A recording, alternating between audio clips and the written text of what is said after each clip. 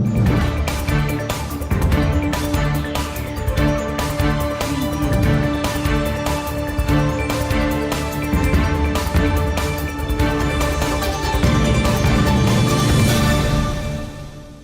علیکم، capital 51 news کے ساتھ میں ہوں راجہ ولید افراز اور میں ہوں ساجہ جمال۔ سب سے پہلے ہیڈ لائنز۔ کانگو وائرس کے شعبے میں 7 مریض اسپتال لائے گئے، 5 مریضوں میں کانگو وائرس کی تصدیق ہوئی۔ ڈاکٹر نور اللہ موسیٰ خیل نے بتایا کہ کانگو میں مبتلا مریضوں کی عمریں 20 سے 40 سال کے درمیان ہیں۔ ترجمان ASF کا بتانا ہے کہ ملزم طائر PIA کی پرواز سے دوحہ جا رہا تھا۔ اس نے ہیروئن اپنے سامان میں چھپا رکھی تھی۔ ASF اہلکاروں نے ملزم کو مزید کارروائی کے لیے استعداد منشیات فورس کے حوالے کر دیا۔ ترجمان محکمہ صحت سندھ کے مطابق بغیر شناختی کارڈ والے افراد اپنی تعلیمی انسداد یا بے فارم کی بنیاد پر ویکسین لگوا سکتے ہیں۔ شخصی ضمانت نہ ہونے کی صورت میں فارم پر کر کے زیر استعمال موبائل نمبر کے ذریعے بھی ویکسین لگوائی جا سکتی ہے۔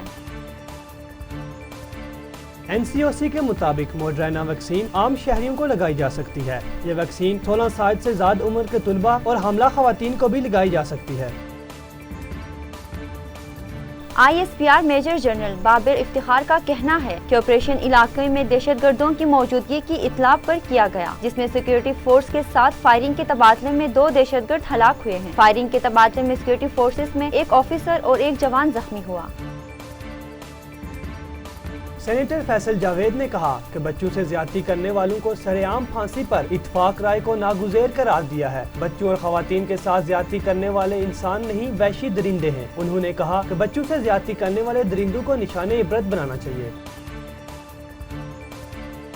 صوبائی وزیر محنت شوکت یوسف زئی نے home base worker welfare and protection bill 2021 منظوری کے لیے پیش کیا۔ اس قانون کے تحت 14 سال سے کم عمر بچوں سے گھریلو سطح پر بھی مشقت کرانے اور جبری مشقت لینے پر بھی پابندی ہوگی، جبکہ گھریلو سطح پر ملازمین کی بھرتی کے لیے باقاعدہ طور پر تقرر نامہ پیش کیا جائے گا۔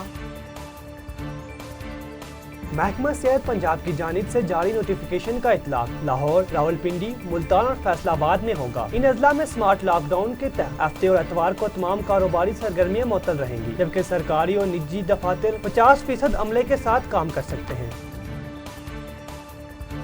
ناصر شاہ کا کہنا تھا کہ جن کے پاس شناختی کارڈ نہیں ان کی بھی ویکسینیشن ہونی چاہیے۔ ویکسین اتنی دستیاب نہیں جتنے لوگ ویکسین کے لیے آ رہے ہیں۔ انہوں نے مزید کہا کہ چاہے کوئی کتنا ہی بااثر کیوں نہ ہو، کورونا SOPs کی خلاف ورزی پر کارروائی ہوگی۔ IMF نے رکن ممالک کے لیے $650 ارب کی فنڈنگ کا اعلان کر دیا، جو اس کی تاریخ کی سب سے بڑی فنڈنگ ہے۔ اسٹیٹ بینک کے ذرائع کا کہنا ہے کہ پاکستان کو اس فیصلے سے $2.80 ارب ملنے کا امکان ہے اور یہ رقم رواں ماہ کے آخر تک ملنے کی توقع ہے۔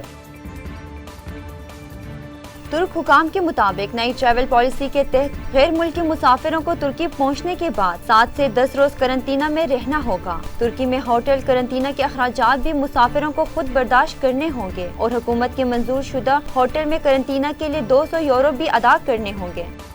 مزید خبروں اور اپڈیٹس کے لیے دیکھتے رہیے کیپٹل 51 نیوز۔